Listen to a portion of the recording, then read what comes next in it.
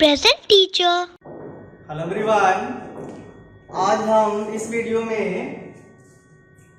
अर्थ के आधार पर शब्द के बारे में अध्ययन करेंगे। चलिए ठीक है, देखते हैं अर्थ के आधार पर शब्द के कितने भेद होते हैं। तो अर्थ के आधार पर शब्द के दो भेद हैं।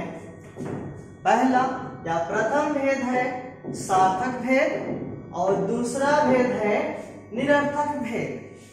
अब इनमें से हम सबसे पहले सार्थक भेद के बारे में पढ़ेंगे कि सार्थक शब्द क्या है, किसे कहते हैं।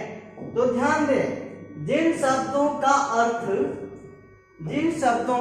अर्थ निकले वे शब्द सार्थक शब्द होते हैं, जबकि जिन शब्दों का अर्थ नहीं निकलता है उन्हें निरर्थक शब्द कहते हैं।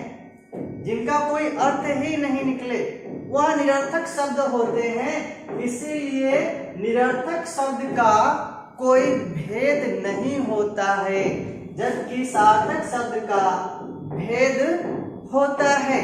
तो हम देखेंगे सार्थक शब्दों के भेद को। देखिए, सार्थक शब्द के निम्नलिखित भेद होते हैं, अनेकों इसके भेद हैं। अब इन भेदों में से हम एक एक करके पढ़ेंगे। तो सबसे पहला या प्रथम भेद है पर्यायवाची शब्द। पर्यायवाची शब्द जिसको आप कहते हैं। अब देखिए, पर्यायवाची शब्द कौन से शब्द होते हैं? तो वे शब्द जो किसी शब्द का समान अर्थ दे उन्हें पर्यायवाची शब्द कहते हैं।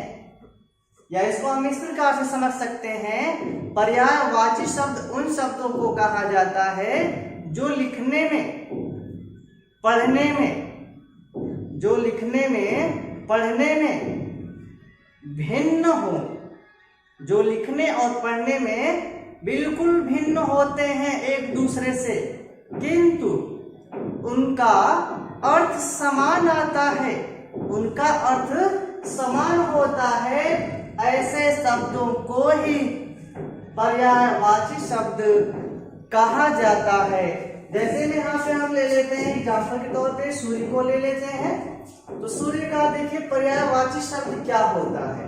तो यहाँ पे हम लिखेंगे सूर्य का हो जाएगा सूरज, हो जाएगा दिनकर, हो जाएगा दिवाकर, हो जाएगा, आदि अन्य भी हो सकते हैं। जैसे कि यहाँ पे हम देखेंगे सूरज और दिनकर, दिन भी हो जाएगा, दिवाकर हो जाएगा, भानु भास्कर हो जाएगा, रवि भी हो जाएगा। लेकिन हम यहाँ सिर्फ दो को ही लेते हैं। देखेंगे दो शब्द अलग अलग है और इस शब्द को हम लिखे भी अलग अलग ढंग से हैं, और जब इसको हम पढ़ेंगे तो इसको पढ़ेंगे भी अलग अलग ढंग से। जैसे इसको हम सूरज पढ़ेंगे और दूसरे शब्द को हम दिनकर पढ़ेंगे, लेकिन सूरज का अर्थ भी सूर्य होता है और दिनकर का भी अर्थ सूर्य ही होता है। इन दोनों शब्दों में भिन्नताएं तो है, लेकिन इन दोनों का अर्थ बिल्कुल एक समान होता है। ऐसे शब्दों को हम पर्यायवाची शब्द कहते हैं। अब देखेंगे दूसरा एग्जाम्पल हम लेंगे। जैसे में हम पानी को ले लेते हैं, तो पानी का पर्याय क्या होता है, पर्यायवाची शब्द क्या होते हैं? तो जैसे हो जाएगा जल, हो जाएगा, जैसे जल हो गया, नीर हो गया, तोय हो गया, अमुवारी और बहुत सारे शब्द होते हैं। अब इनके शब्दों को हम ले लेते हैं। देखिए, जल अलग शब्द है, अलग ढंग से लिखा गया है, इसका उच्चारण भी अलग होगा। नीर अलग है, तोय अलग है। इन तीनों में भिन्नताएं देखने को मिल रही है, लिखने में भी और बोलने में भी, किंतु इन तीनों का अर्थ एक ही है। इन तीनों का बिल्कुल एक समान अर्थ आता है। इसीलिए ऐसे शब्दों को पर्यायवाची शब्द कहते हैं। इसी प्रकार तीसरा हम ले सकते हैं, चंद्रमा हो गया, शशि हो गया, राकेश हो गया, मुकेश हो गया। ये सब क्या है? चंद्रमा की पर्यायवाची शब्द है। सब में भिन्नता है, लेकिन जब हम अर्थ देखेंगे तो सबका एक समान अर्थ आ जाता है। तो इस प्रकार से तो हो गया ये आपका अर्थ के आधार पर पर्यायवाची शब्द, जो कि सार्थक शब्द का क्या है? भेद है। देखिए, निरर्थक शब्द का कोई भेद नहीं होता है, क्योंकि ऐसे शब्दों का कोई अर्थ ही नहीं निकलता है। तो हम सिर्फ पढ़ेंगे सार्थक शब्द। अब इसमें से हम दूसरा भेद देख लेंगे, अनेकार्थी शब्द। सार्थक शब्दों में हम अनेकार्थी शब्द को देखेंगे।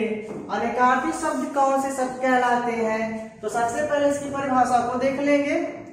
वे शब्द जिनका एक से अधिक अर्थ निकले, वे शब्द जिनका एक से अधिक अर्थ निकले। यहां पे देखिए, अर्थ अधिक निकलता है, अनेकार्थी शब्द कहलाता है। जैसे यहाँ पर हम लिखे हुए हैं, उदाहरण आपके समक्ष एक शब्द है उत्तर। उत्तर क्या है?